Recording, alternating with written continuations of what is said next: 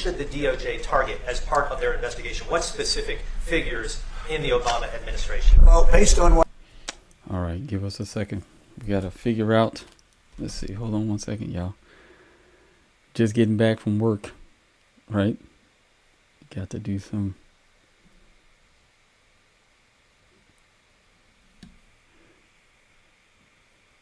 All right, so why is this thing not connecting?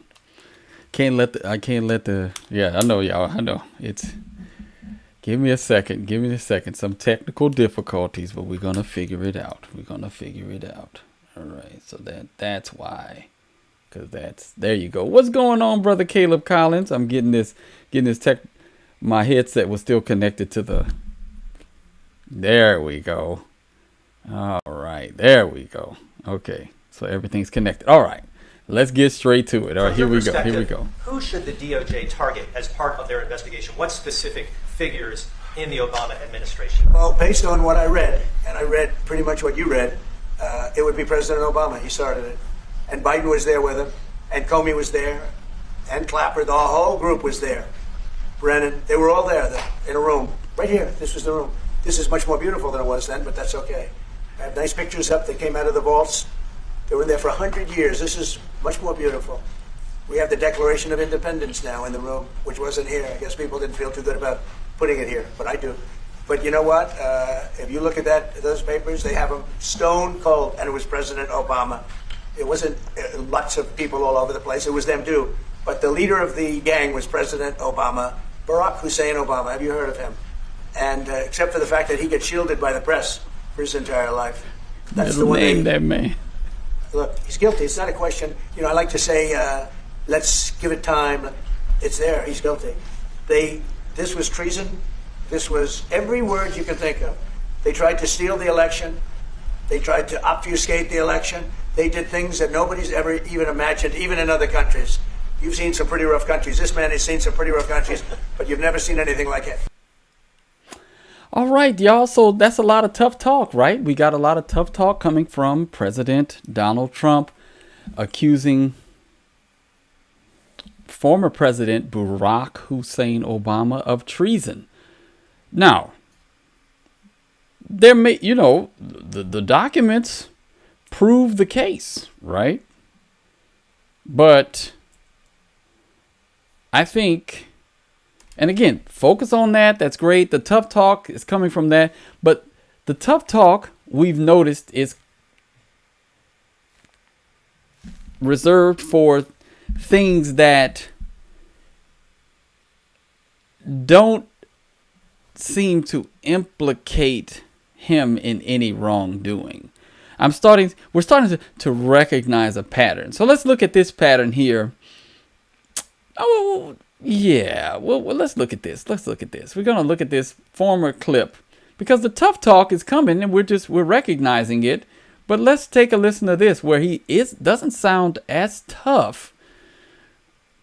You know, he very straightforward when he wants to be. You can't deny that Trump is a straight shooter when he wants to be. Now let's listen into him when him and Hawes a little bit. Here we go. Would you declassify the 9/11 files? Yeah.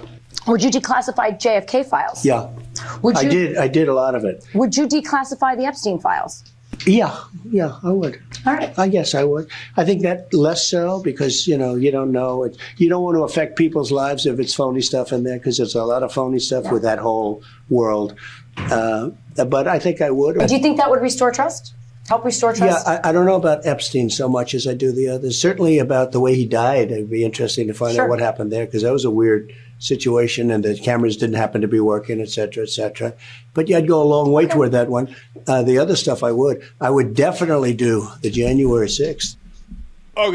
So, I'm not going to play Cenk Unger's commentary on it, but notice how would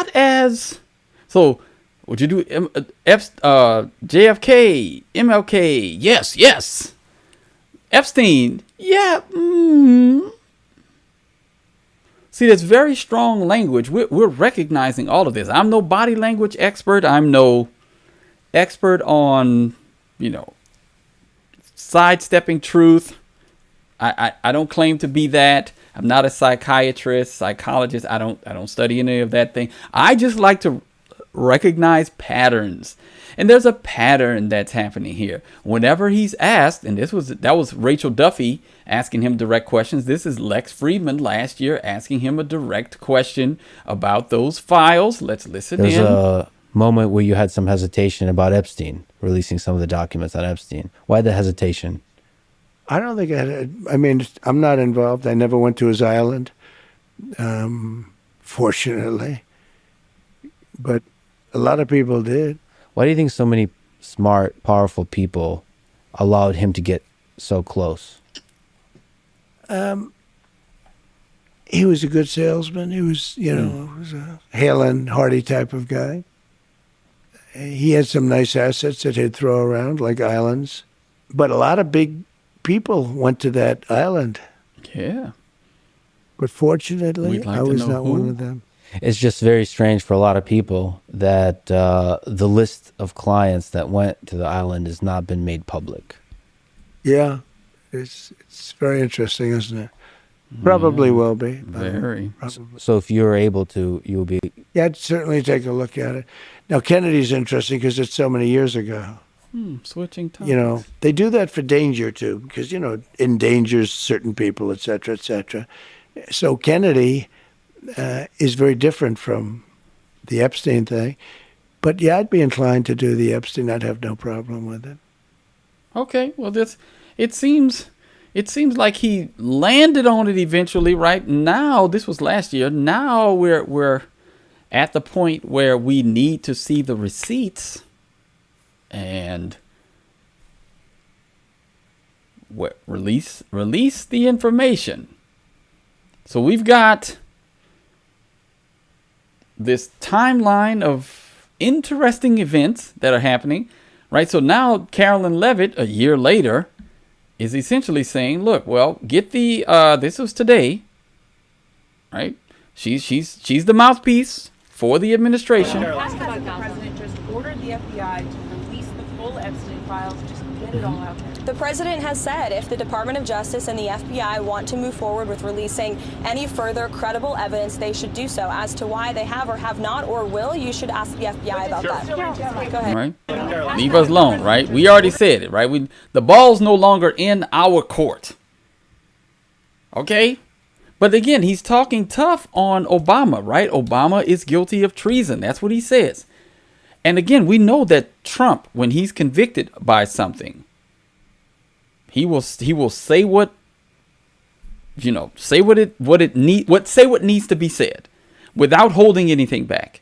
He hems and haws just like any other person when there might be some hesitation into.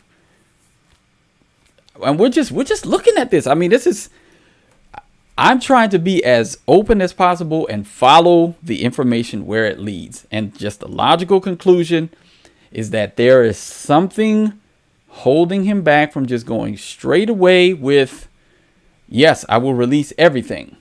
They released MLK, and now Bernice is saying, okay, great. Now, do the Epstein files. Okay? Do the Epstein files. Do them. That's what we like to see next. That's what we want. We want the Epstein files. Okay? Bernice said, give me them files. We want the files. You unsealed the ones that, Okay? Can we get the other ones? No? Maybe? Yeah. I mean, that's what Elon said it. Elon said that he's in them. And we're trying to figure out the reason why he will not release them. And that's why that's what I'm saying. Okay, yeah, you're talking tough about Obama. All right, we get it. Obama may be guilty of treason. Yes. But it's really surprising that all of a sudden you're releasing this information as a way to cover up for your lack of transparency with the Epstein files, right? Well, that's one of the reasons why we keep pushing and prodding and poking. Don't forget to like the video on your way in. is because we believe that he will actually pay attention and be swayed by his base. I thoroughly believe that if we make enough noise and we don't let this die, there may be something that comes from it, right? Now, then we got the news today, y'all, and I just came straight from work. I set this live up, and I was like, well, I got to come to work. I got to do this, right? So Pam Bondi, right? Pam Bondi says that she's going to meet with Ghislaine Maxwell to expose the truth about Jeffrey Epstein. Let me zoom in on this. Okay. All right. Here we go. Okay. Wow, why Zoom's not working. Okay, there we go. All right. So it's a truly unprecedented move. Now, this needs to be made public. What is going to be the outcome of this meeting? So she says here, therefore, at the direction of Attorney General Bondi, I have communicated with counsel for Ms. Maxwell to determine whether she would be willing to speak with prosecutors from the department. I anticipate meeting with Ms. Maxwell in the coming days. Until now, no administration on behalf of the department had inquired about her willingness to meet with the government. That changes now. It changes now. So we're going to meet with her. Now, Pam Bondi, I don't believe can be trusted because the public has known, and even Candace Owens said this on her show earlier today, but I played the videos sometime either late last week, where multiple sources corroborating to say that Jeffrey Epstein worked with Mossad, that he worked with Israeli intelligence. But Pam Bondi said that there's no, I have the clip. All right. Bondi. Where is she? I'm going to pull that clip up. Let's see. Where is it? Oh, wait. Trump with the gaslighting, right? Where is it? Pfizer. She closes Pfizer. She's like, we're going to, let's see. Where is it? Well, I don't have it on my desk. Oh, no client. Yeah. Okay. I'm looking for it. Anyway, I won't waste the time looking for that. But essentially, the video is, when Trump is saying, y'all still talking about Epstein, and she says, well, there's no information that he was linked to intelligence. Well, it's like, we actually have people on record multiple times saying that he worked. Credible people. Have you not, like Pam Bondi, have you not figured this out? Like if it's literally on X. You can say, oh, Ari Ben Menashe, Victor Ostrovsky, right? These people have said that yes, he was working for Mossad. Why doesn't she know this? Now, Trump is naming names, and he's very bold about accusing Obama of treason, which I'm fine with because I believe it. I believe that they tried their best to harm Trump's presidency. I believe it. Absolutely. 100%. That's their playbook. That's their MO. This is not a surprise. Okay. So keep working on that. But can we get that Epstein client list, right? This is what we want. We really like to see this. I don't know if you recognize this, but I think people really, really want this Epstein list. Okay, so if you're going to talk tough there, then let's hear that same, let's keep that same energy, right? That's what the kids say these days. Keep that same energy when it's time to discuss the Epstein files. Okay, so we've got Massey saying that they're going to bring out, phase 2. All right. This is what we're saying. It does seem like a uni party, right? I think that's been established for some time now that there's a uni party. right? It's a big club and we're not invited. That's what George Carlin said, right? Everybody's in it but us. They're elites and then the rest of us, right? And this is what it seems like. And we're continuing to push because we believe that the people have power if we keep pressing, we keep demanding. And then we've got to demand it with, boots on the ground, but then with our votes, with our support, with, I don't know. It's just so many things that we can do. Yeah. I don't know. Thank you to everybody that's tuning in. It's been 15 minutes, but I can go back and say hello to some people. Let me see. We got some. All right. Jeannie says, hello. How are you? Robert Hawker. Thank you. Micah Waring. Thank you. Kind of weird one. All right. F says, all right. Bald Pap. Okay. Real Mike. Don. Edward Tanksley. Okay. Welcome, everybody. Thank you for tuning in. All right. Teresa Baker. Thank you for tuning in. All right. International Scout 2. Okay. There you go. All right. Anthony Francom. All right. So thank you to everybody. Hans Pryor. John Texas. All right. Timothy Jarvis. Terry Hudson. Thank you to everybody that's tuning in. All right. Lee. All right. Moderate. There you go. All right. Britt Simpson. All right. Thank you to everybody that's tuning in. I appreciate you all. Now, we're going to continue talking about this because aloha from Hawaii. All right, Kevin. All right. Thank you. Thank you for tuning in. I appreciate it. Oh, we're going to talk a little bit about Hunter as well. Hunter's going to come into the equation, but we want these files released, and I'm going to keep starting every episode, or possibly every episode we're going to talk about this, because we don't want to let it die.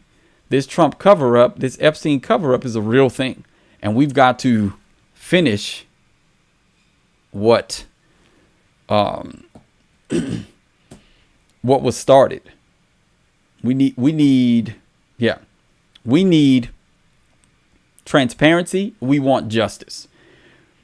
And it just doesn't make any logical sense as to why we don't have the list, why no one has been implicated, why the only person in jail for these crimes is Ghislaine Maxwell. Why is it just her? Why do we have a record of interesting happenings between Epstein and no one? What do we have? No one? I don't know. I mean, she trafficked people for Epstein to no one. That's what we're supposed to believe. All right. And it's a cover-up. It's obviously a cover-up. Okay. Now, don't get me wrong. And I'm going to be, and they say she's fearing for her life. Ghislaine is fearing for her life at this point in time, right? While she's in jail. But we've seen a lot of tough talk. And that's what I'm talking about, right? That's what the title or the thumbnail said, tough talk.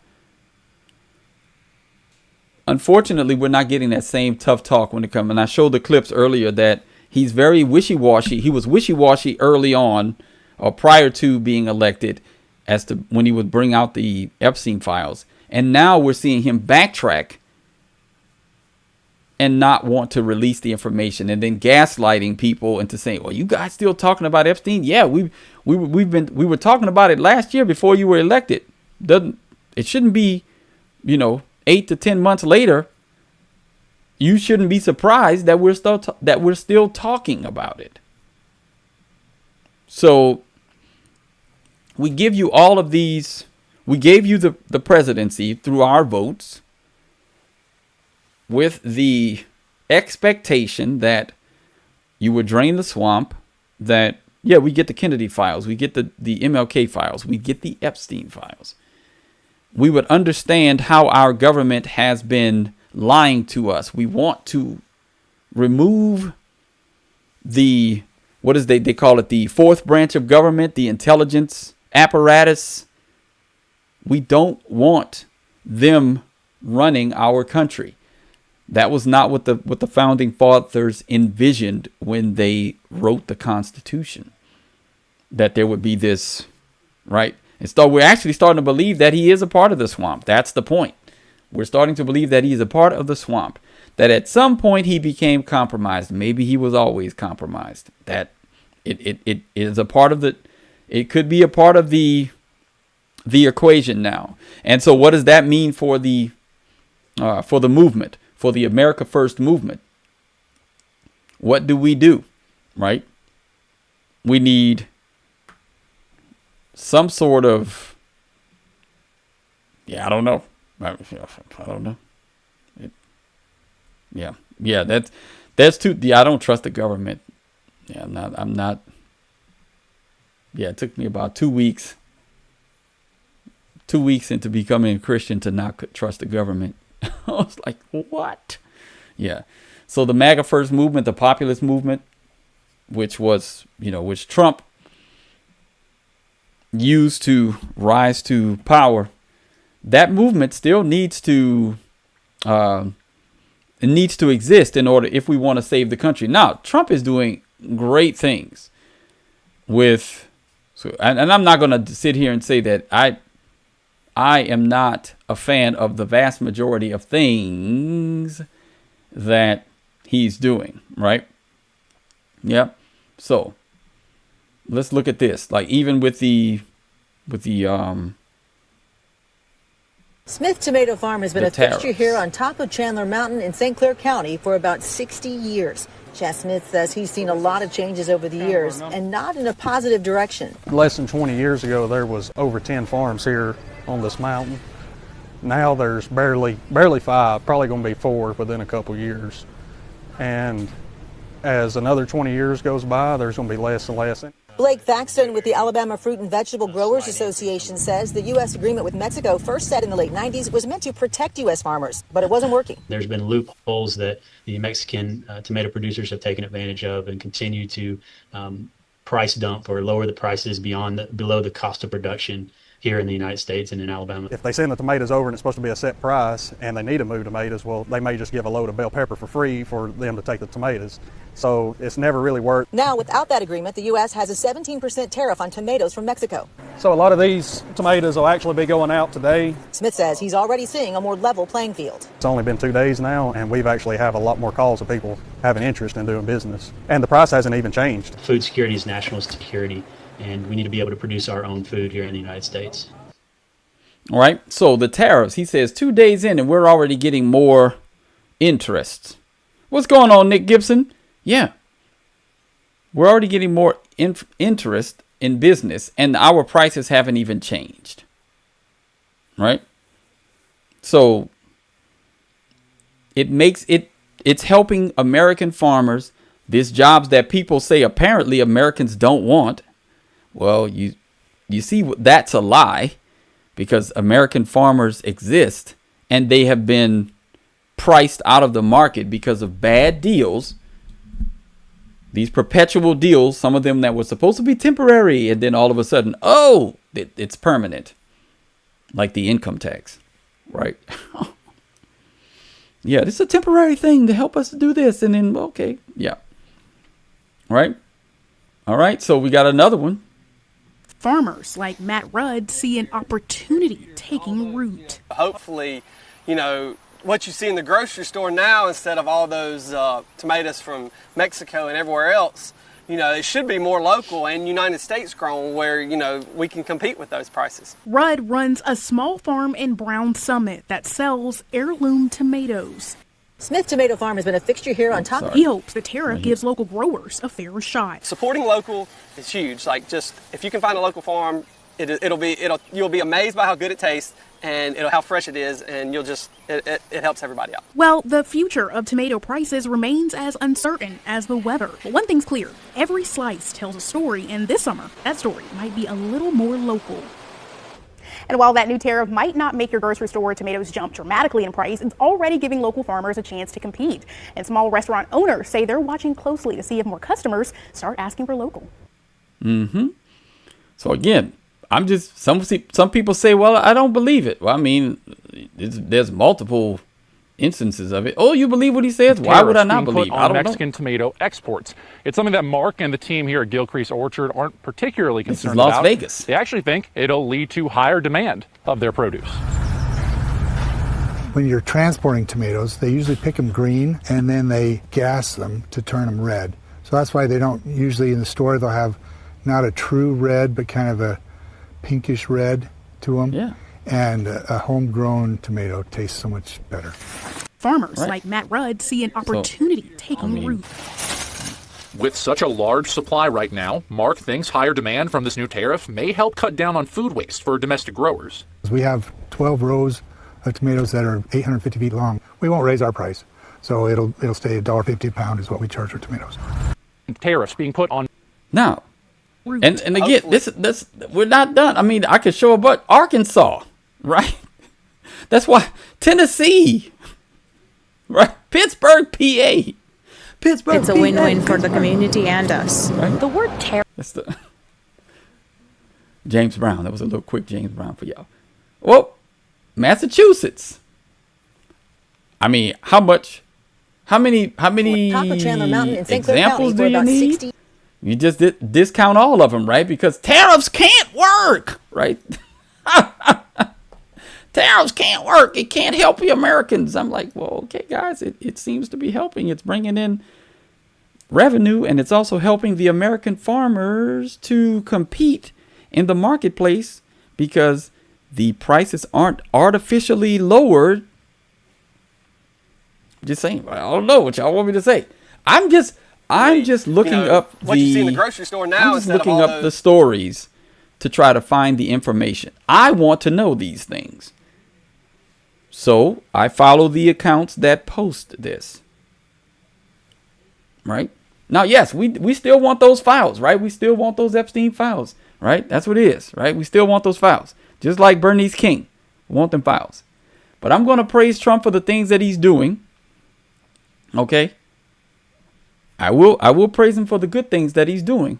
But I will also, we got to do, because this is another good one. He's not holding back on some of this corruption that we saw Remember John F. Kennedy Jr.? He was declared the front runner for the New York Senate seat back in 1999. Days later, his plane crashed into the Atlantic Ocean, and his rival, Hillary Clinton, was elected senator. Mary Mahoney was a Clinton White House intern. She knew enough of the inner workings of Bill's sexual advancements to be a star witness during the Clinton impeachment trials. She was brutally executed at a Starbucks she was managing in 1997. In 1993, White House counsel Vince Foster was found dead in Fort Marcy Park near D.C. He supposedly killed himself, and among a lengthy list of potential foul play, the bullet was never found. Then there's James McDougal, a key witness for White House prosecutors. He was serving his 3-year sentence for bank fraud at the Fort Worth Federal Medical Center in Texas. And just before he was to give a testimony. So Trump shared this, and I'm not going to play the whole video because it's 2 minutes long, but Trump shared this because he's basically either one of two things are happening. Either he's just trying to throw anything against the wall to make people forget about the Epstein files. Oh, man. And again, he posted this and it's like, yeah, he's letting people know. He's like, look, we're going after everybody. All right. But we still going to want them files. Still going to want them files. That's what we want. We want the files. Look, the live count just went away. All right. We still want the files. Let me do this. I need to find my live count. There it is. Okay, the live count went away. All right, it's back. There it is. All right. Yeah. And again, the point that we're trying to make is we don't want it to be 60 years later when we find out about. Thank you, Steve, from 740. If you could like the video on the way in. We don't want to find out 60 years later that what we believed was actually true. That's what this push to get the Epstein files is all about. We want them within our lifetime, within the time frame that people actually care, where there's a groundswell of demand for it. Right, Nino Bromo. What's going on, Yoshi? Yes. I mean, he's essentially tried to, he's got Obama, he's going after Clinton. Just the gloves are coming off, right? The gloves are coming off. Trump said, you know what? Y'all want those files? What if I give y'all Obama?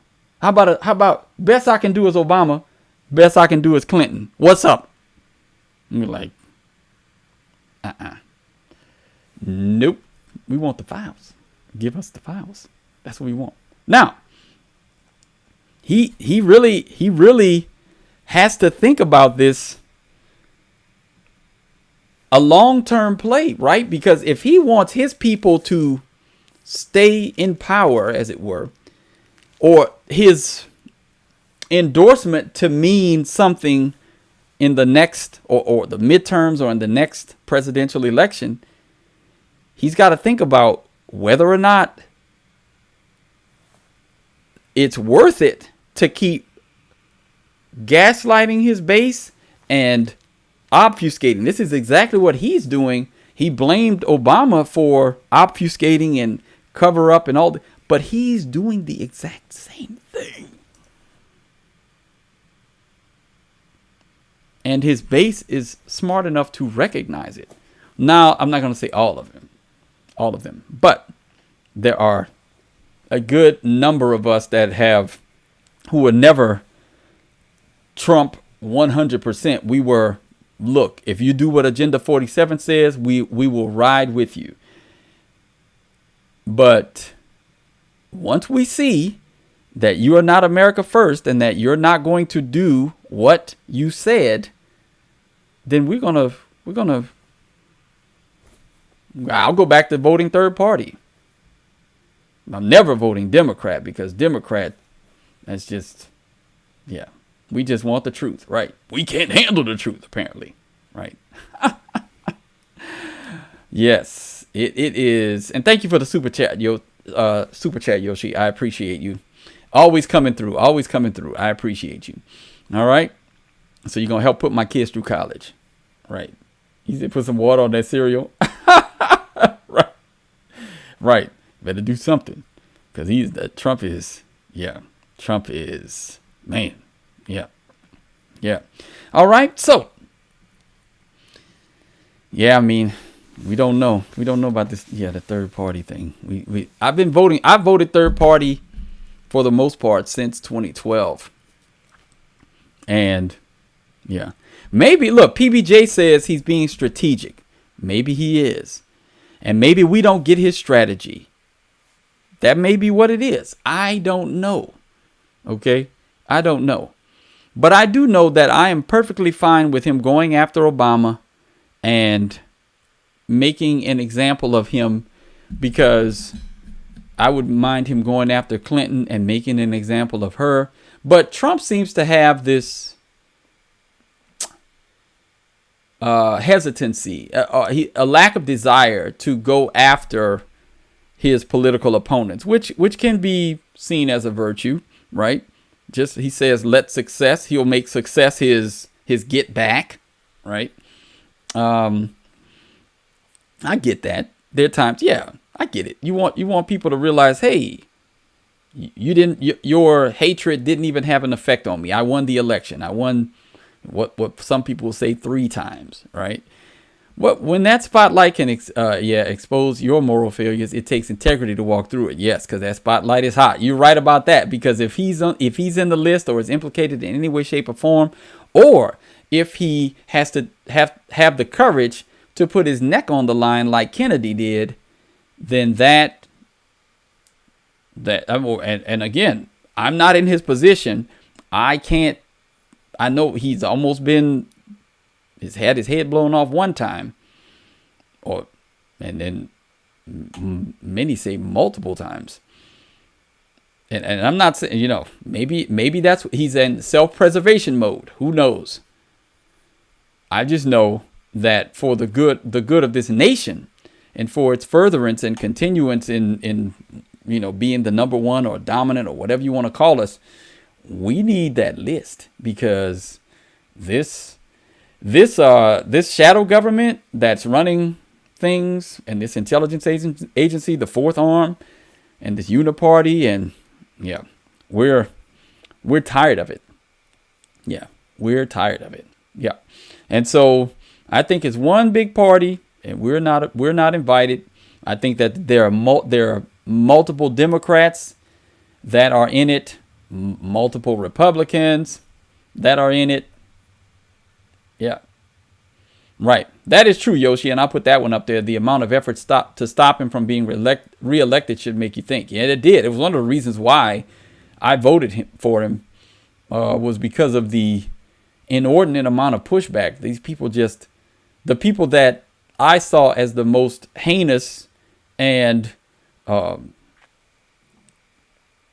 most heinous politicians were up in arms, against Trump. Oh, don't worry. We're going to talk about rockers to rockers. We're going to talk about it, though. We still got.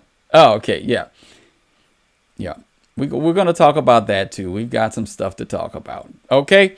Yeah. We're going to be on for about another 45 minutes to an hour. So the Epstein cover up is supposed to be the first 35 to 40 minutes. Yes. Yes. Hit that like button, like Steve said. Right. 7. I don't know why I keep saying Steve. I'm tired, y'all. Yeah, I really am tired, but it's okay. It's okay. I didn't want a day to pass without me getting you some stuff that I've been talking about, right? Yes, we want the list. Exactly, Ninja Clown. We want the list, right? We really want this list. Now, I had some more stuff to talk about with Obama and the treason thing, but I really, the problem, 740. I'm going to remember that. The problem is that is, to me, it's so uninteresting. I'm not interested in Obama and the treason thing. I'm not interested in him being arrested. Would it be, I mean, yeah, fine. If it happens, it happens. Okay. We know he's crooked. Yeah. And maybe it'll go down as one of the most egregious things that a president has done, but I'm just not interested in it. I'm only interested in it in the fact that it seems to be a distraction from the thing that we really want, which is them Epstein files. We really want them, right? I know I put this on here. I just want the money. I just want some money. But we just want them files, right? We just want them files because I have some stuff in my queue to show about Epstein, about Obama's. But I'm like, Obama's old news to me, right? I don't care. He is irrelevant. He's sitting on Michelle's podcast telling men that they need gay friends. Hello from Siberia. I don't care. That's of no concern to me what Obama's talking about right now. I voted for him once, made that mistake, didn't vote for him again the second time. But yes, he's he's still very influential. And you know what? Let's just go for it. Let's go for it. Since we're talking about this. Now, if there are kids, right, they're going to give us something, but I don't think it's going to be the actual Epstein files, right? It's going to be theater, essentially, right? Now, if y'all know about what's been going on with Hunter has some things to say about some people, okay? Now, it's not safe for work, so if y'all got kids, or if you're on and you're not of age, this is your warning, okay? Because Hunter goes in. All right? He's going to talk about everything. This is what happens when you give them, I believe that they, specifically, the Democrat arm, made sure that Hunter never got in front of a mic. because he is gold. He is content creator gold. Let's start off with Hunter on immigration. Hunter had some things to say to us about immigration. All right, so here we go. All right, now I told y'all. For someone, am I going to be like all these Democrats say, you have to talk about and realize that people are really upset about illegal immigration. Fuck you. How do you think your hotel room gets cleaned? How do you think you got food on your fucking table? Who do you think washes your dishes? Who do you think does your fucking garden? Who do you think is here by the fucking sheer fucking just grit and will that they figured out a way to get here because they thought that they could give themselves and their family a better chance. And he's somehow convinced all of us that these people are the fucking criminals for someone. 6 in 36 seconds, right? F-bomb, 6 of them in 36 seconds. He just... Hunter says, look, we need that slave labor. Okay, this is it. That's his daddy. Put y'all back in chains. That's his daddy, right? His daddy just said it too. His daddy said, right? Oh, Hunter's daddy said they're gonna put y'all back in chains. You need that slave labor. Who's gonna wash your dishes? Cause he sure ain't gonna wash dishes. He don't wash dishes. Who's gonna clean your hotel room right after your night of smoking crack and underage shenanigans? Who's going to clean it? It's not going to be an American, says Hunter. Hunter said you need the brown people from below, from the South, to come in after you finish freebasing and doing all your stuff with young women. We need these immigrants. Oh, come on. He said you can't make this up. Hunter said that slave labor is necessary. It's a requirement. We can't run America the way I want to run it. That's what he says. How?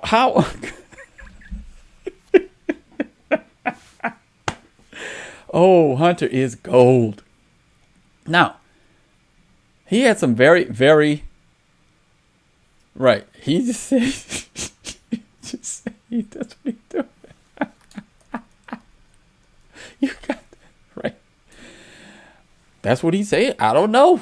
I mean, he got, that's because we go talk about it. Because Hunter had some stuff to say about that as well. Okay. Hunter had some very interesting thoughts on the difference, right, between methods of... Well, the only difference between crack cocaine and cocaine is sodium bicarbonate and water and heat, literally. That's it. And those things are pretty much free if you go to like a science store. This is free. You can go to your neighborhood convenience store and just get...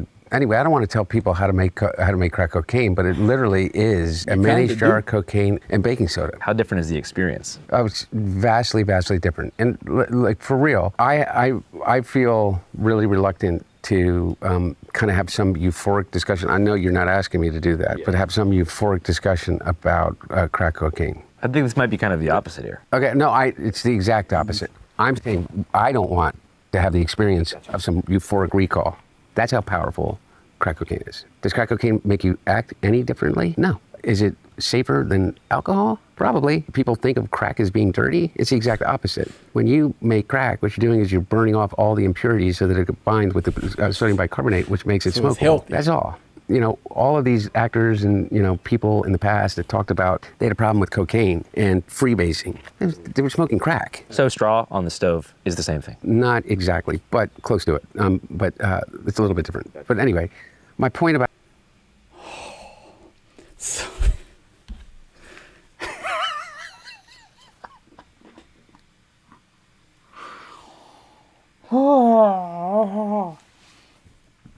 And so now y'all understand why why they made sure that Hunter never got in front of the mic.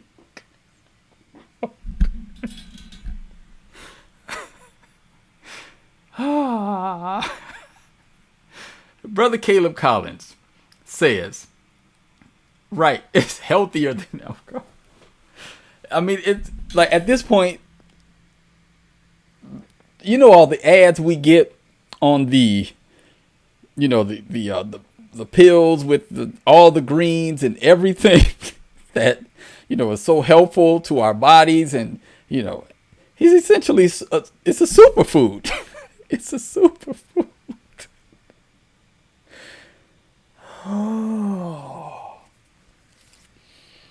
Oh boy, it's a soup. Crack is a superfood. I mean, he is. What? Oh, Hunter, man.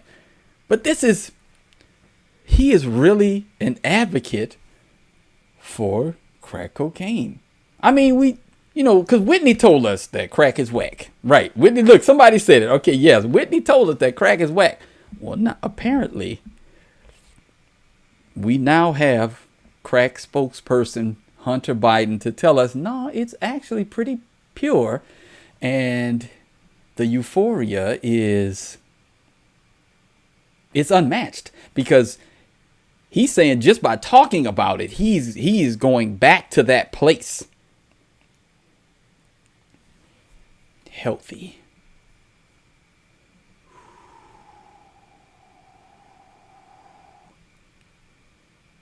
Well, this Hunter was not done, because he had some strong words for George Clooney and Barack Obama.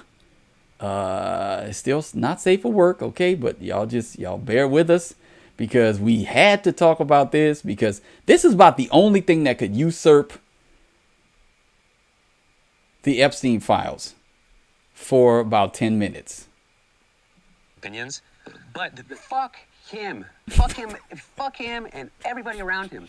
I don't have to be fucking nice. Number one, I agree with Quentin Tarantino. Fucking George Clooney is not a fucking actor. He is a fucking, I don't know what he is. He's a brand. And by the way, and God bless him. You know what? He supposedly treats his friends really well. You know what I mean? Buys them things. And he's got a really great place in Lake Como. And he's great friends with Barack Obama. Fuck you. What do you have to do with fucking anything? Why do I have to fucking listen to you? What right do you have to step on a man who's given 52 years of his fucking life to the service of this country and decide that you, George Clooney, are going to take out basically a full-page ad in the fucking New York Times to me and James Carville, who hasn't run a race in 40 fucking years, and David Axelrod, who had one success in his political life, and that was Barack Obama, and that was because of Barack Obama, not because of fucking David Axelrod, and David Plouffe, and all of these guys, and the Pod Save America guys, who were junior fucking speechwriters in, on Barack Obama's Senate staff, who have been dining out on the relationship with him for years, making millions of dollars. The Anita Dunns of the world, who's made $40-50 million off the Democratic Party, they're all going to insert their judgment over a man who has figured out, unlike anybody else, how to get elected to the United States Senate over 7 times, how to pass more legislation term limits in history, how to have a better midterm election than anybody in history, and had garnered more votes than any president that has ever run, and they're going to replace their judgment for his. Not to mention, who's Jake Tapper's audience? Jake Tapper, my mom or something. I don't know. Well, I don't know. Yeah. For real though, I don't even think it's your mom anymore. No. By the numbers, what influence does Jake Tapper have over anything? He has the smallest audience on cable news, and beyond that, I think that the book is right now on Amazon that he put out. I mean, his ratings just went to shit after he put the book out. You know, they did a 2-week infomercial for it. I mean, it was such a money grab, such a disservice to everybody that he serves with. So, oh man, so there's a lot to go through, and there's some truth in there. He was he crashed out because, I mean, here's the thing: they did his dad dirty. There's no mistake. Make no mistake about it. They did Joe Biden dirty. Now, he was mentally unfit, but the way they worked behind the scenes to get him out and to install Kamala, that was dirty. The way they handled it. And that's his son. Of course, his son is going to be upset. Of course, his son, once he gets an opportunity, he's going to let them all have it. I get it.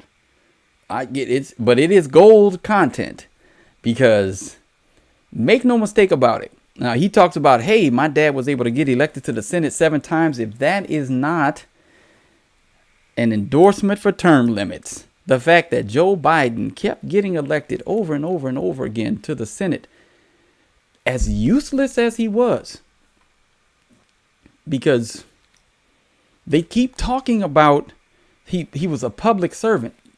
No. We've got to redefine. It used to be a public service, but this is a career now. Can we just admit that politics is a career? People go into politics to gain wealth, influence, status. This is not a service to the public. They're not serving anyone but themselves. For the most part, they want nothing to do with helping us to come up. They want their agendas to be pushed through. They want to make sure that they line their pockets. They insider trade. They do all kinds of stuff that has nothing to do with helping the public. So let's stop the lie about it being a public service or they are public servants. I did that thing. My wife's always telling me when I get going, the spit starts flying, and it went right on the camera lens. Yeah, and so we don't care about these horrible definitions that these people make up and have changed. When yes, it used to be a public service, but if this is how you serve the public, please stop serving us. I would say, please stop serving me. I don't want that kind of service. When I go to a restaurant that has poor service, that has United States federal government level service, I never return. Just being honest. If a restaurant serves me the way the federal government is serving me, I'm good. I'm good. I won't go back. These people are not interested in serving us, right? Now, Hunter was not done. He talked about, and then he talked about Kamala and Pelosi, but I want to focus on the laptop and then going into the next topic with his last rant. But here we go. Oh, Hunter said this. Hunter said this. Whew. Not one single person has ever accused me of a crime based upon anything that was in or discovered as it relates to my laptop. Not one. Not a single thing about my laptop. So this whole idea that there was some conspiracy to cover up the laptop, they uncovered 20 years unvarnished of every single communication that I've ever had over a phone or by text or over email or computer in any digital way. There's not one communication that you can even remotely say is evidence of a crime. Not one. Hunter Biden's former business associates were hinting at a push to get Joe involved in a joint venture with Chinese energy company CEFC. This is allegedly Hunter. I can make $5 million in salary from any law firm in America. If you think it's about money, it's not. The Bidens are the best at doing exactly what Chairman wants from this partnership. Please, let's not quibble over peanuts. Not one. Right. Not one, huh, Hunter?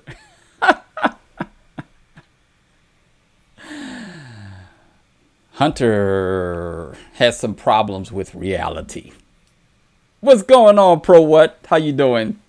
Yes, and thank you to everybody that's tuning in. Thank you to everybody that is liking, subscribing. I appreciate you all. This is a fun live. Yes. Okay, so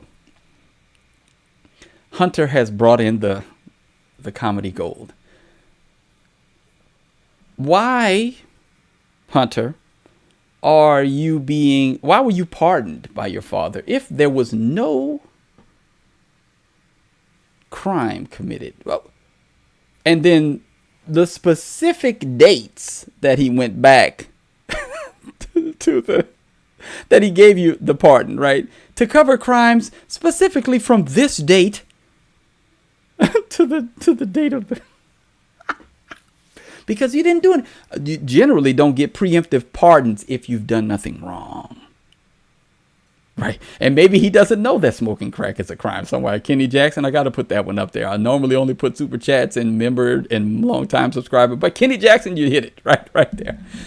So smoking crack is legal now, apparently. I know marijuana is legal, but I didn't hear about the crack thing. Y'all let me know. I don't know. Y'all let me know. Now, Hunter made a very good point. And we're going to talk about it because I know that y'all been waiting on this one because the connections are all over the place. Should I? Let's see. I have two other things I'm going to run down. let's go straight to it. We're gonna go to Hunter's last thing. We're gonna do it. We're gonna let Hunter tell us. Here we go, Hunter.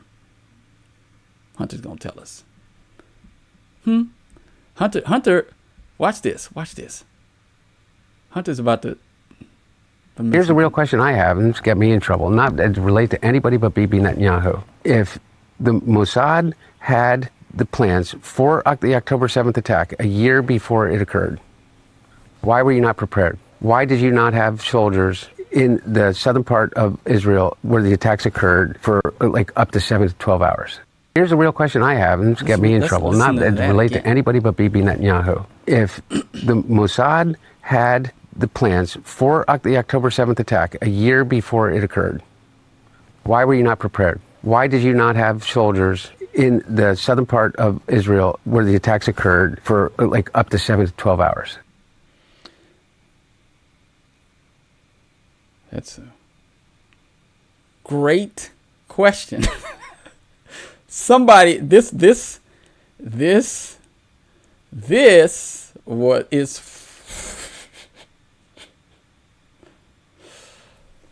look at, I'm gonna let y'all read that yourself. Where he said, LOL, it's crazy how a ninja hitting the crack pipe and doing what that thing says in a crack feud can clearly see October 7th was a Mossad job.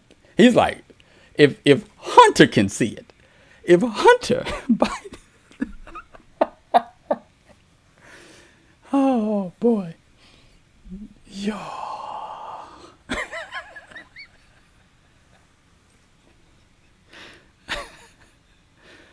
Oh man.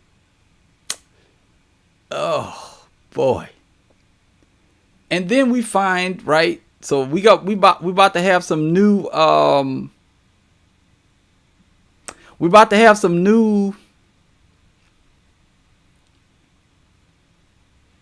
we're moving to a different subject. But we're about to have some new Zionists coming out pretty soon, right? 16 prominent MAGA influencers are reportedly being flown to Israel for a high-level propaganda boot camp aimed at reshaping how young Americans view the Jewish state. The official list of attendees remains under wraps, but insiders say the training will equip them with tailored talking points and psychological tactics to neutralize public scrutiny over topics like Israel's alleged intelligence ties to Jeffrey Epstein, the infamous dancing Israeli seen on 9/11, suspicions of Israeli links to the JFK assassination, the deadly attack on the USS Liberty, and how to rewrite that narrative, convincing their followers that today's Israel is the same one from biblical prophecy. The mission: recode history, control perception, and rally the next generation behind an unshakable pro-Israel stance. Now, I have absolutely, right? Yeah.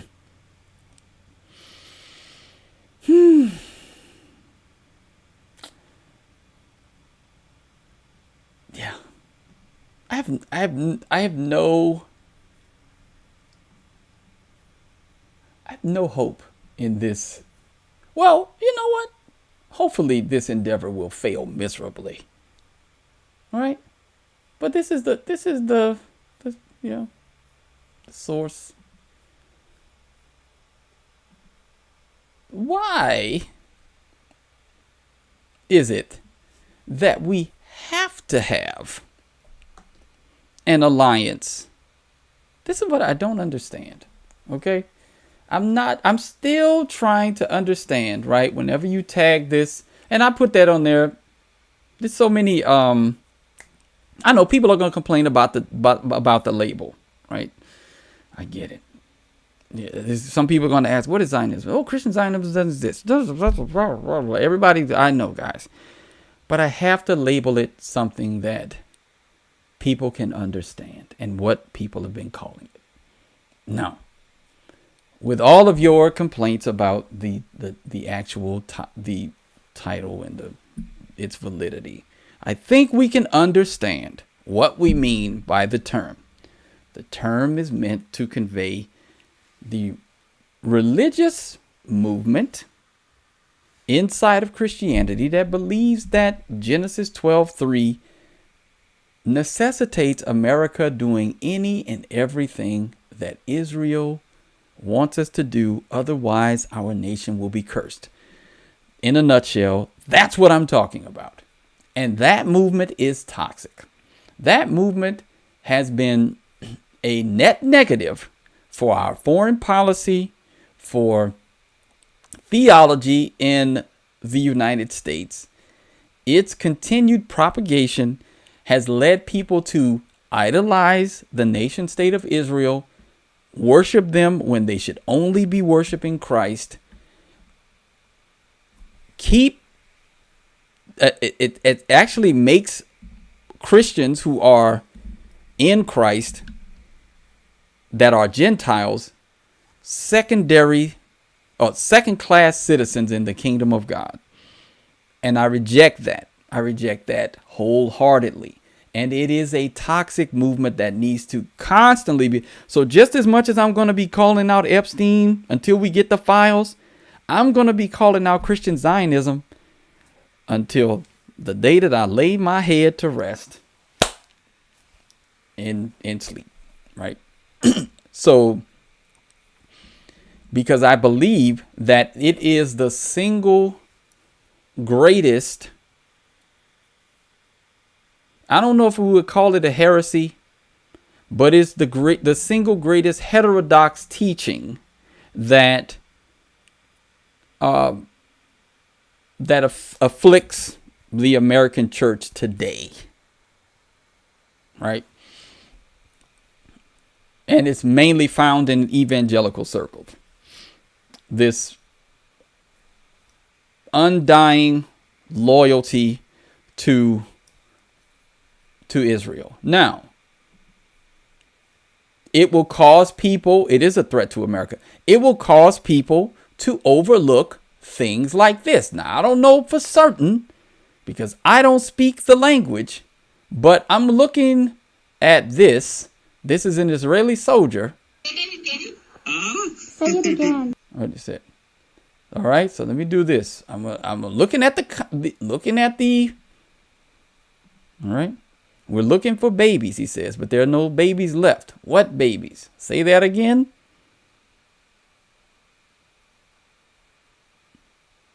Maybe off the girl, she was 12, but I'm looking for a baby. This is an Israeli soldier. Okay. Now, I haven't seen any fact checks on this, but would you say that as a Christian, would you say that that is immoral if that's being championed or condoned from the Israeli military?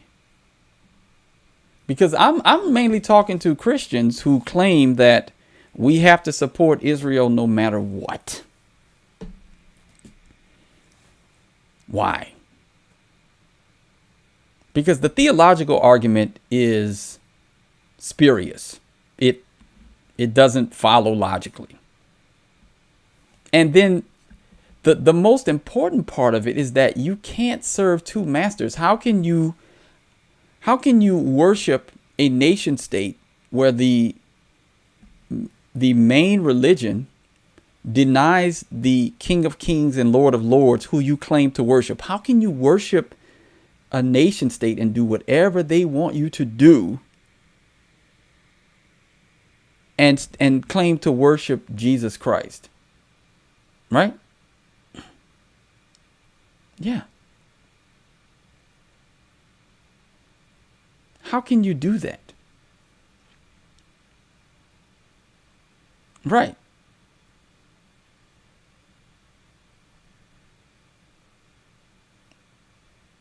Because if you won't say that what they're doing, if you see them do evil and you won't say it, then you worship them. That it really is that simple. And so you can't exalt that nation over Christ, right? And then they'll always come in. I mean, the fundamentalist evangelicals will come in and try to scare you. You better watch out what you're saying. I'm like, bro, I don't really care what you have to say about anything. I'm not interested in your threats. And if you're a Christian, then I don't want to be that. Like if as a Christian I have to worship Israel, then I don't want to be a Christian. I'll be something else. I'll call myself what they call themselves in the prior to Antioch, followers of the way. How about that? I'll just say I'm following Jesus, following the way. I don't need the label because you and I are not the same. I'm not worshiping Israel. And I never will. That's not what the Bible teaches me to do. And so you can keep your threats, right? Because what all they're saying is this. They're saying, examine yourself according to my dispensational Zionist presuppositions, lest you not be in the faith. Well, no, I'm not in the Christian Zionist dispensational faith. No, you and I are different. We're not the same. I'm never going to agree with that. I'm not a futurist. So, your presuppositions aren't mine. I can see what this is evil. Right? Full stop. This is evil. Full stop. Right? Full stop.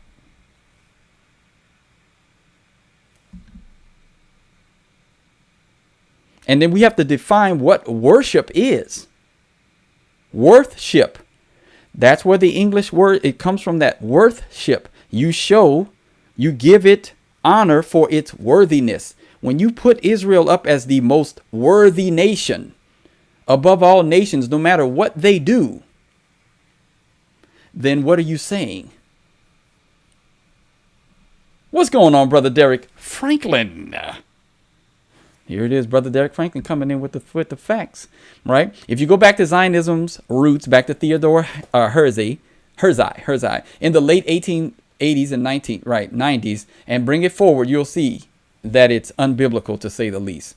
Yeah, and that's all. And that's essentially what they do, is they use the ad baculum fallacy when they can't, when you don't agree with their presupposition, their Zionist presuppositions. They use the ad baculum fallacy to try to silence you or quell dissent, right? And that used to work. I mean, that was a fear tactic early in my Christian walk. That was a fear tactic that worked. But the more you study and the more you recognize, wait, Zionism isn't the air that Christians breathed throughout history. This is relatively new. Oh, that the nation state of Israel currently is not what God instituted in Genesis, in Exodus. So the Torah, this is, and when you go and look in the scriptures and you see, all right.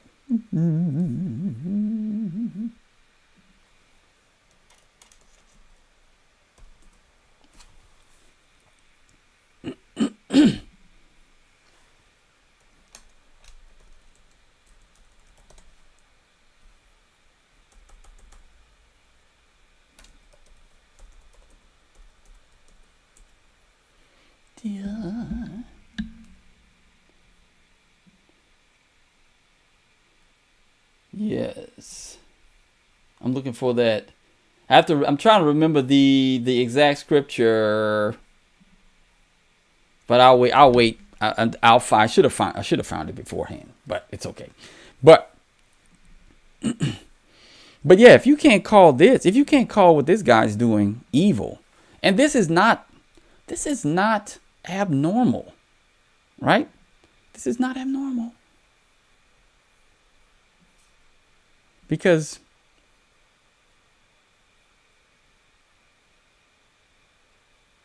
this is an Israeli female soldier.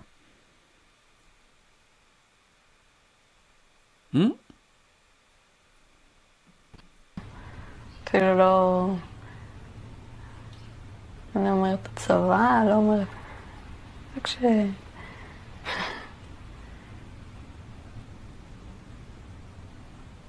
את חושבת על זה?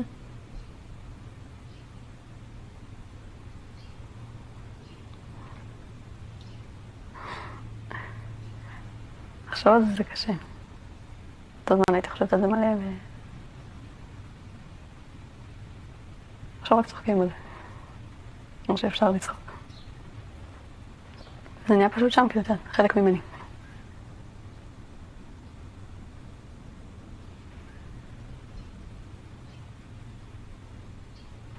הייתי יוצאת הביתה ומתקשרת לחברה שלי בצבא. סיוון, זה לא יורד. מה לא יורד, רותם? את לא מבינה, אני מנסה כבר עם סבון. מה לא יורד, רותם? הדם מהידיים. זאת אומרת, הרגתי ילד. אפילו לא... Right? And so again, this is...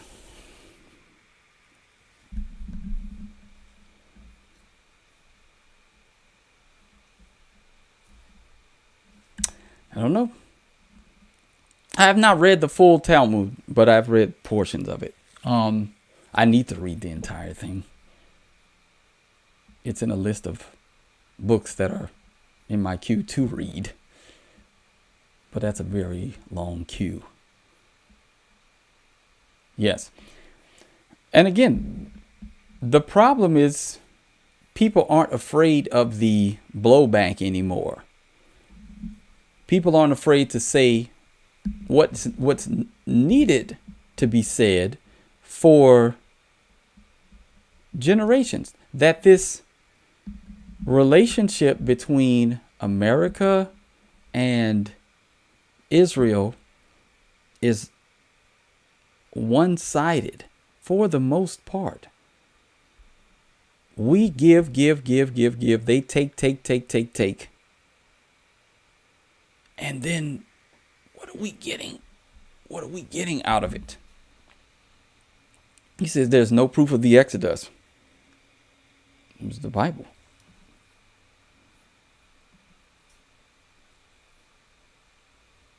It's the proof. It's a historical document. I know people say stuff like that. Yeah, but I'm going to end on some funny things. Some little bit less intense. But before I did the conversion thing. All right. So we're going to talk about this. Yes.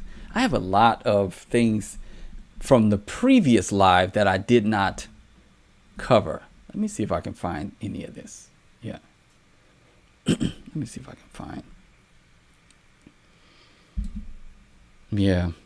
Because I did. Let me see how much time do we have left? We got 15 minutes. 15 minutes. Because I wanted to be off here. Let me check. It's a late night live. We're gonna I'm looking at the previous no, I think this is good. I think we'll finish with this. Yeah, I think we'll finish with this. Okay. We'll finish with this last thing. All right. So we talked about this. Now, this is starting to become, and I'm starting to recognize this as a lot of black people are starting to get tired of this as well. But this is a recent story that came out. It's a second within the past the past few weeks. Now I need to figure out all of this, but this woman was charged. Okay, so the story goes like this. This is the manager at a McDonald's. Okay. And she sends a worker home because she wouldn't do the trash run. So you have a job The manager tells you to do it. You don't do it. The manager has you, she's like, clock out, go home. You don't want to work? I'm not paying you to be here. I get it. I'm not paying you to be here to do nothing. This is the second time something like this has happened. So the child goes home, gets the worker goes home, gets the mom. They come in, find their way to the back, allegedly start hitting her. A fight breaks out. This lady, discharges the weapon and shoots the mom in the leg. I'm still trying to figure out, in my mind, why is she being charged? Because this sounds like, to me, like a textbook case of self-defense. And so a lot of these managers of food places, they have to have, even if they're black, they have to have some fatigue. This is like YN fatigue or whatever you want to call it, that these young people do not want to work. They don't want to work. So this woman is 44, manager at Walmart, at McDonald's, doing her job, calling them, and it depends on your state. You're right. But it sounds like a textbook case of it, but maybe in Illinois, she's facing a weapons charge. Okay? Get out of here. All right? And they battered her, in the face and head. Okay? And so this is insane to me that this woman, all she did was do her job as a manager. Tell this team to get to work. And it turns into her now catching charges because the team went home and told the mom wants to come and fight. Now, unfortunately, proximity to this nonsense, this woman had to be close to it. And I personally, I think, yeah, it's unfortunate. And that's why you see a lot of people that are tired of this, what is essentially ninja fatigue. Why can't you be told you're actually at a job? Your manager is there to instruct you as to what to do. This manager's 44 years old, got adult problems most likely, working this job because she got bills to pay. And then she's catching a charge because of this young woman's lack of desire to work and to go and tell her mama. And then they come back to start some stuff. And it's almost to the point where proximity to that nonsense gets you into situations like this, where this woman who's just trying to do her job now is in a situation where she's got a charge against her.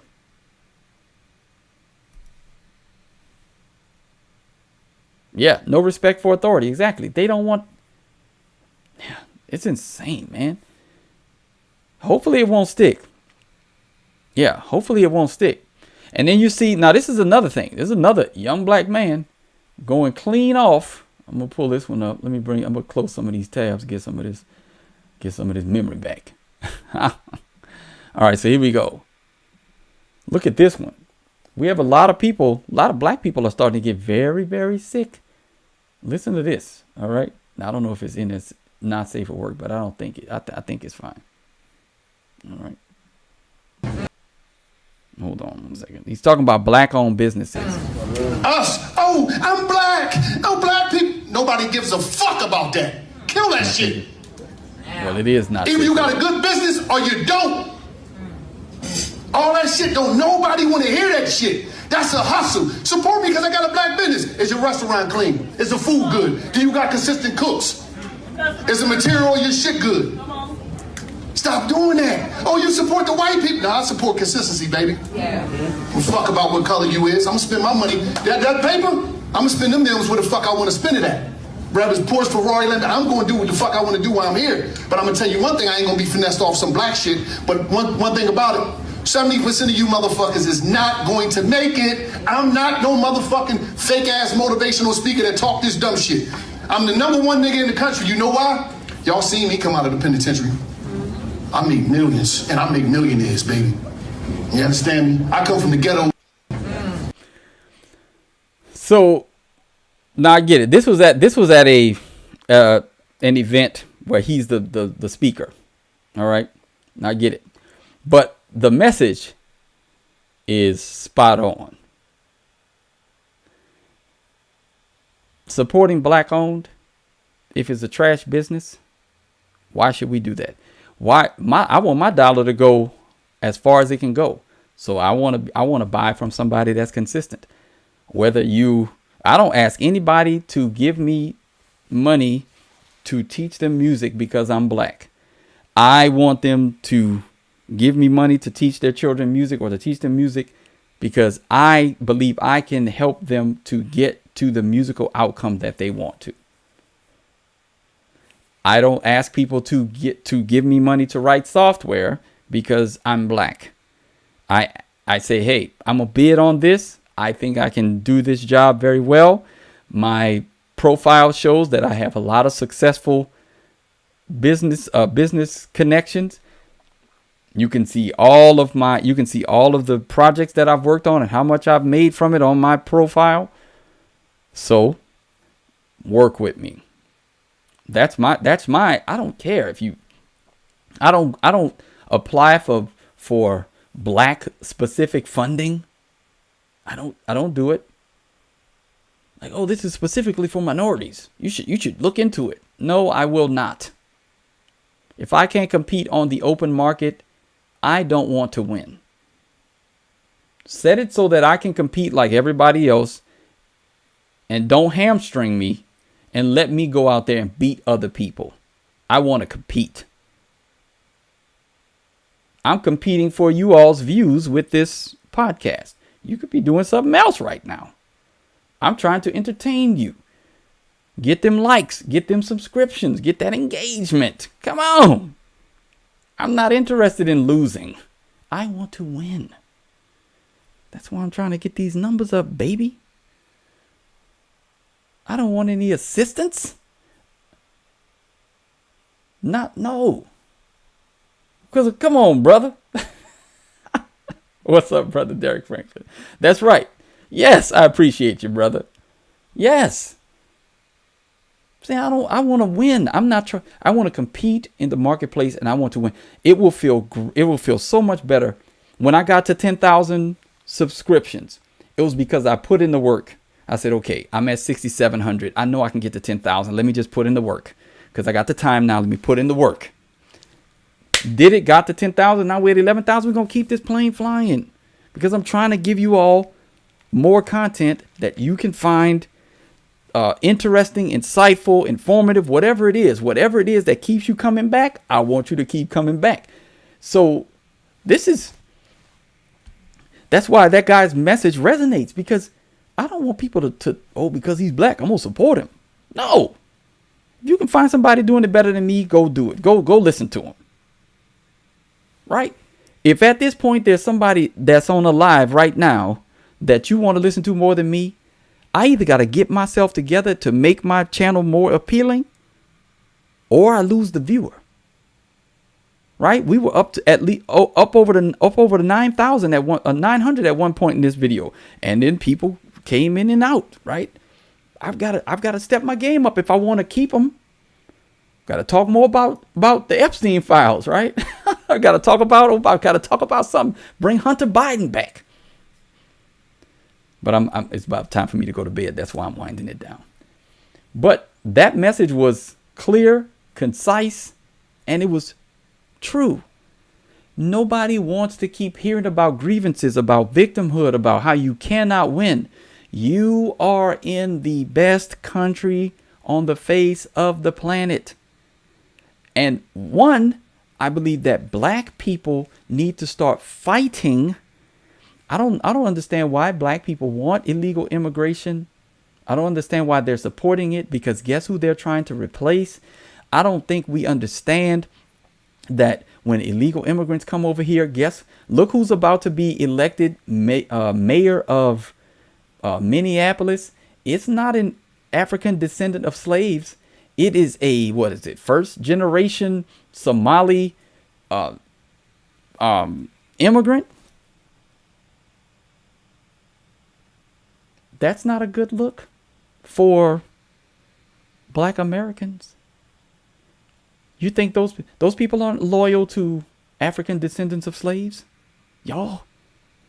Black people might want to start paying attention, because if the immigration floodgates are opened, guess who's going to suffer for it?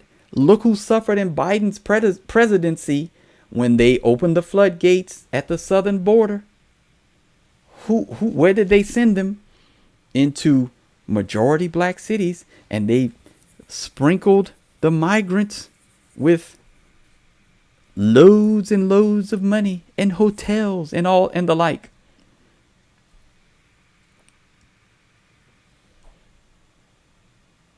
So what do? Do we keep pushing the Democrat policies and say, well, you know what? Maybe they keep promising us reparations, right? Master say he gonna give us free, right? He gonna put us back in chains. He's gonna put y'all back in chains. And if you don't vote for me, then you ain't black. Then you ain't black, right? They keep the scare tactics going, and Kamala tells y'all. I'm not gonna sit here and say I'm gonna do something that's only gonna benefit black people. No. That's what the liberals tell you, and then you keep going back, right? Yeah. Omar Fateh will destroy Minneapolis, what's left of it. Mom Donnie's gonna try to do that to New York. Look, Matt Walsh had a great show today. And I was gonna talk about Fateh yesterday, but I'm glad he did it, and I was able to, just listen to his critique of it. But there have been too many temporary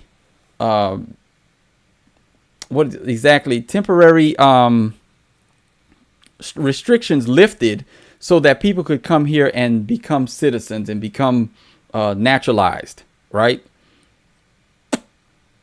And he's saying we need to end all of those restrictions, specifically the one to Somalia, now, and then denaturalize these people and send them back. And I'm 100% on board with denaturalizing any of these groups that want to come here and subvert the Constitution, that want to bring their homeland here. We don't want that. If you're not here, if you're not coming here to assimilate, I know that's a dirty word, to assimilate to the American culture, why are you here? You just want our prosperity. This is essentially, I'm going to end it with this, right?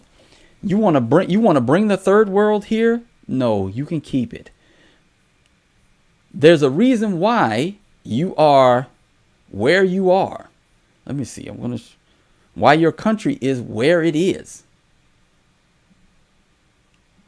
I'm going to look at this. Will be the last thing we're going to talk about this, and then we'll I want to change the. Hold on one second. This is the last thing. And I'm like telling y'all, look, white men, y'all need to start fighting for your country. I'm telling you. Because they cover to replace y'all. And it's a shame. I don't get it. I don't get it. I don't understand why y'all allowing this to happen. Y'all see what's happening in the UK. This is... I personally do not want to live in a Muslim country. I don't want to live in a Jewish nation. I like America, Christian nation. I want it to go back to the principles of the founding, right? I'm 100% on board with that. Let's make it happen. You got a friend in me. If that's what y'all trying to do, I ain't interested in living in the third world. I am not interested in the third world coming here. I am not. Y'all can keep it. Let me do this. All right. So this is immigration. So this lady says here, these people, she's like, we hate America. She's like, we hate America. What are y'all talking about? We're only here to send money back home. Mexican woman says, we're just using America for money. We're just stacking US dollars to build homes back in Mexico.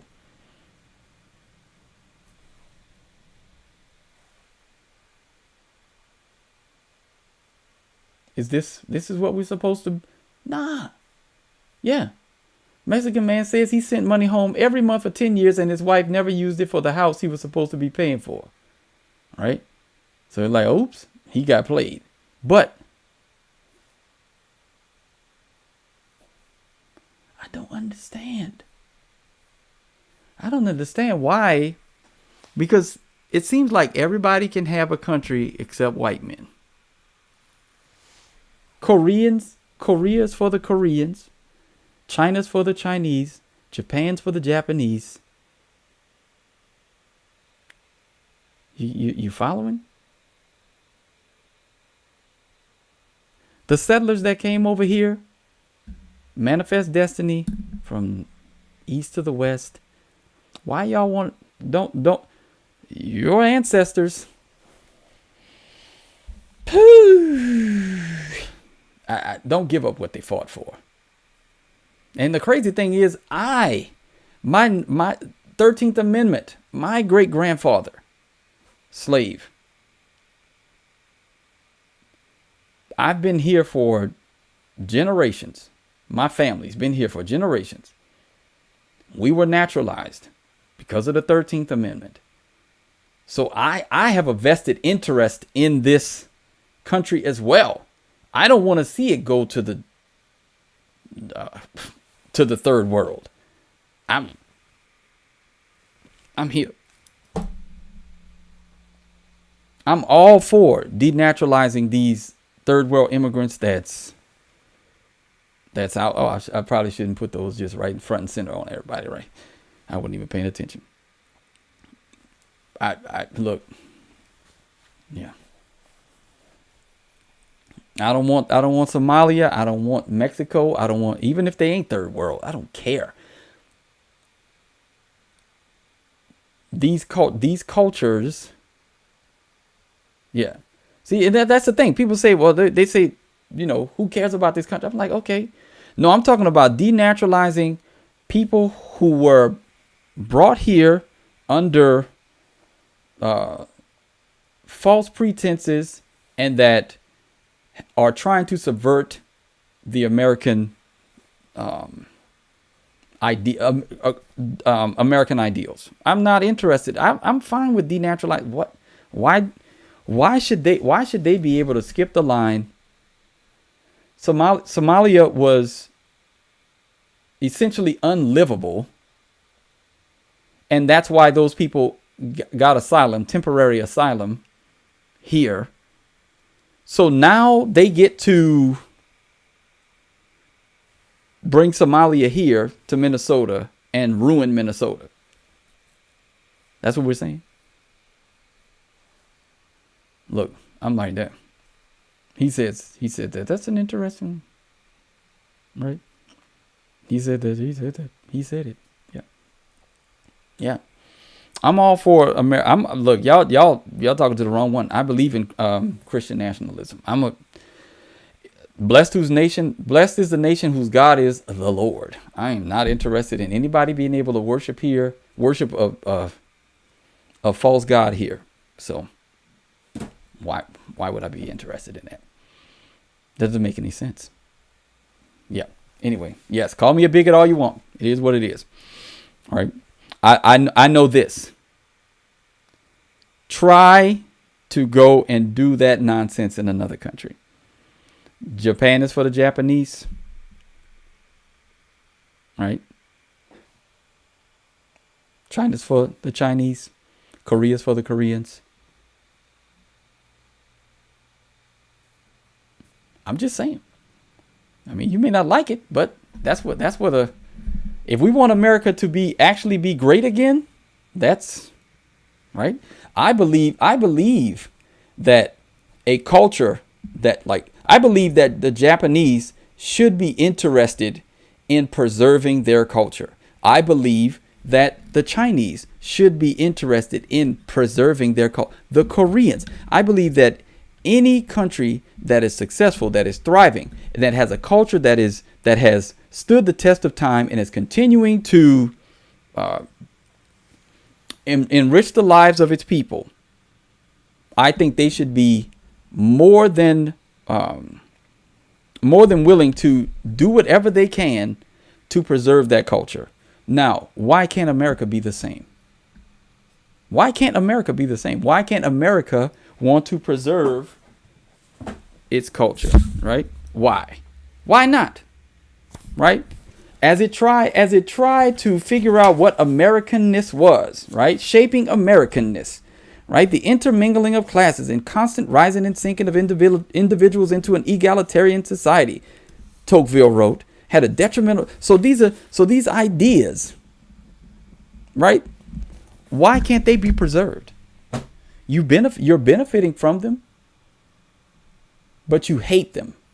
This is insane, right? Right? Why shouldn't America want to preserve its heritage and its tradition? Give me one reason why they shouldn't want to do it. Virtually every other nation on the face of the planet does it. Why should America be any different? That's the question. That's the question. That is the question. Why shouldn't they? Y'all believe racism and classism is only isolated to America? I'm just asking you guys. I'm asking because I'm about to go to bed, but I thought it would be an interesting. What? Go look at the treatment of Chinese middlemen. Go read the book. Read the book Black Rednecks and White Liberals. Right? This is right. Talking about middlemen and discrimination and against Germans, and read about the Arab slave trade and the like. Right? It's right here in this book. Right? So why is it that America can't preserve its heritage? I really would like you all to make an argument.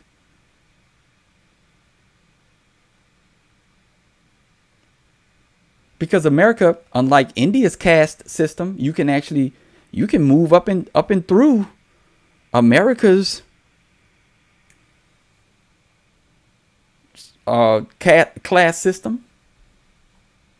LeBron James, poor kid from Akron, billionaire now. Jay-Z, selling drugs in the hood. Is he a billionaire now? America affords you that opportunity. What? But you hate it. I don't understand it.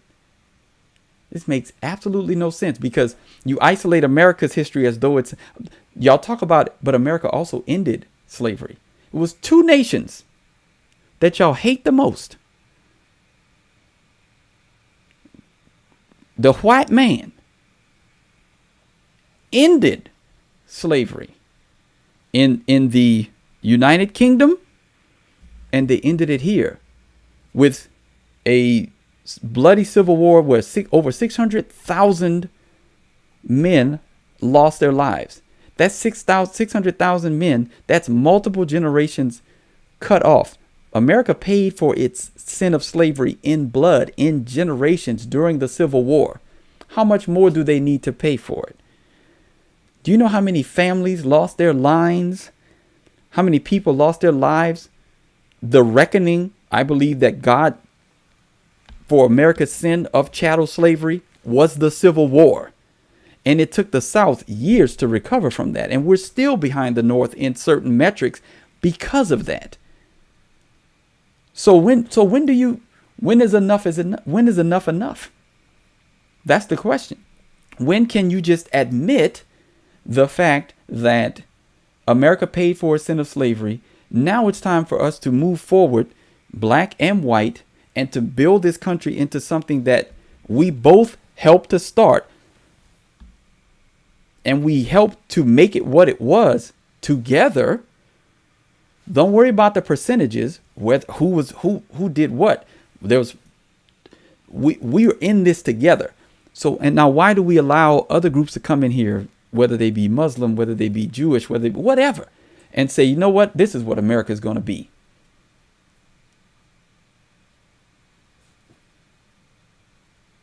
Right. New estimates put it at closer to 1 million. There you go. Was that not enough? Was that not enough?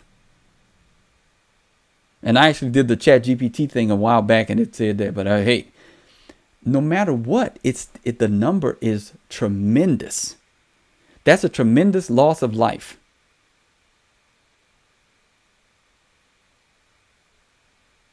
So, what?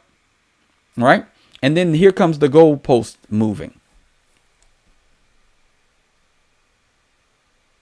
Right. Nick, they don't want to know about that. Who owned those ships? You're going to get people in trouble. Right? Yes. Yeah. But it's unfortunate, man, that we got this mindset that we have to let in every culture. There are some cultures that we should not want here. You shouldn't put pineapple on pizza. No. Don't go. Right? And again, if you have a I'm gonna take her off here. Let me do this. I'm gonna put this up here because I don't want it's apparently it's a distraction for some people because I'm not even paying attention to it. But let's do this. Yes. I'll put this up here because this is one of the great thinkers of our time. I'll put him up here and we'll leave this here. Okay. And then I'm gonna go to bed in about a minute. Right. But yeah. So if you have a culture that comes over here that is antithetical to the Christian founding of America, why should we allow it here? We shouldn't. Yeah, you love pineapple pizza? Well, we just going to have to disagree on that, brother. Well, what would you not put on pizza? Whatever it is, whatever. It's like, let's do this. Let's say you don't put hot dog wieners in gumbo. How about that? I think we can both agree on that. Okay. But Walter Williams says, the founders knew that a democracy would lead to some kind of tyranny. The term democracy appears in none of our founding documents. Their vision for us was a republic and a limited government. Limited government, not democracy, checks and balances. And when you read the actual founding documents and the people and then the ideas of the founders and the constitutions for these states, you see that there was very Christian as well. So why can't we cling tightly to that? What's the problem with that? It's what got us to the place where we are in the world. And everything about trying to dismantle it is making us worse, right? It's making us worse. The melting pot idea, you don't get in a melting pot with spoiled ingredients. I don't want Islam to rule here. I don't want Judaism to rule here. I don't want secularism to rule here. I don't want Marxism, socialism. Those were not the ideas of the founders. Those are not Christian ideals. So why should we accept those ideals as American? doesn't make any sense. Yeah, it doesn't make any sense.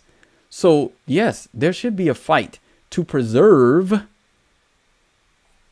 American culture. Now, you may hate that idea, obviously, because if you were born after a certain time, I'm almost 50 years old. So if you were born during a certain generation, you've been taught to hate America. And then the idea of somebody, a black man like me, actually, wanting to be here, a black man like Walter Williams, rest in peace, who, and Thomas Sowell, who were born almost 100 years ago, would actually want to preserve the Union because they weren't indoctrinated into the hatred of America that many of you have been, right? And you think, 1619 Project and all these other things, America was founded on racism and all this other stuff, right?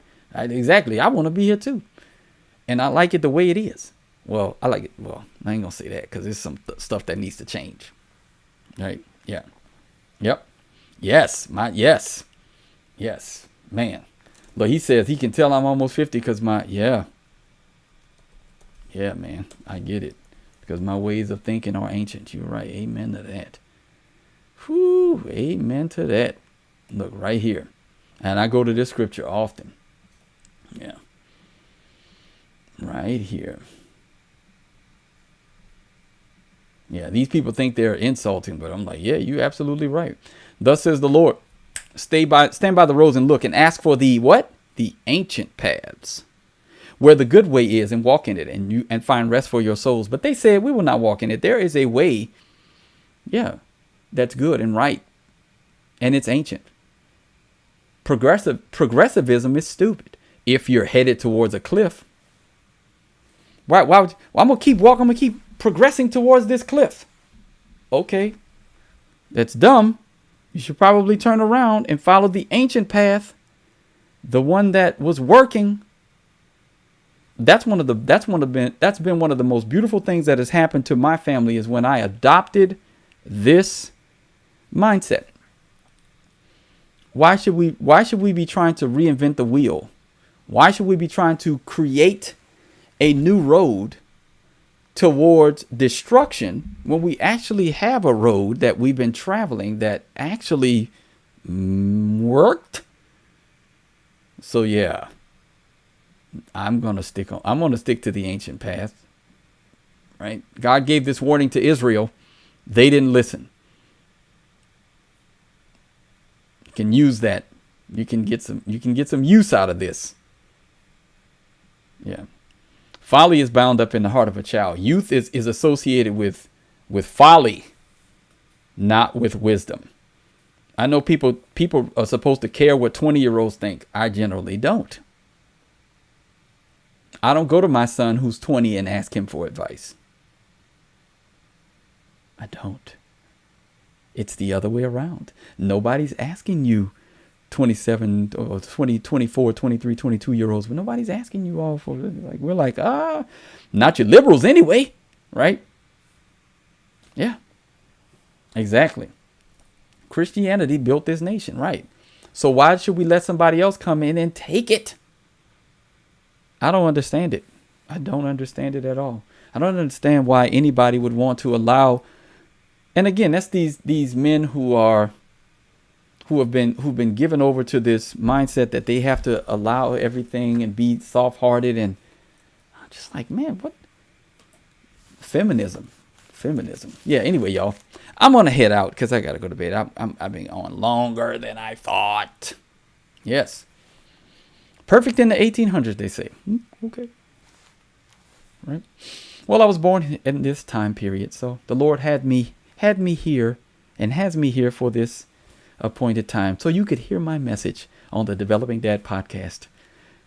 And until next time, when I have more energy, I am dead tired, y'all. I'm about to go to bed. Till next time, came straight from work and did this live. Be on the alert. Thank you to everybody that liked, commented, subscribed, and supported this live, super chats, everything. If you want to support any of the channel in any other way, shape, or form, you can join. You can do this, that, or that. I put them all in there so y'all can check it out. And until next time, Be on the alert, Brother Derek Franklin. I see you over there. All right. Be on the alert. Stand firm in the faith. Act like men. I got rid of the camera. Now that's the wrong thing. Be strong. See, I'm tired, y'all. I'm tired. God bless everybody. All right. Good night. Bye.